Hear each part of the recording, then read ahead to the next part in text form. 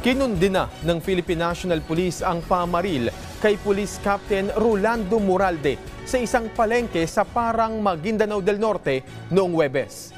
Nagpaabot ng pakikiramay si PNP Chief Police General Romel Marbil sa pamilya, mga kaibigan at katrabaho ni Moralde.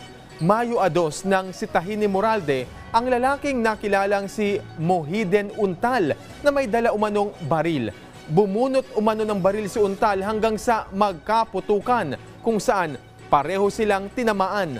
Pero dumating ang 5 kaanak umano ni Untal at pinagbabaril si Moralde. Parehong namatay sa insidente sina Moralde at Untal. Sumuko na ang 2 sa 5 sospek na parehong mga pulis. Pinaghahanap pa ang iba, kabilang ang isa ring pulis. Actually, bilib kami sa kanya, sa kanyang katapangan at kanyang ginawa, kanyang trabaho for his dedication. And we personally know this officer talagang napaka-snappy.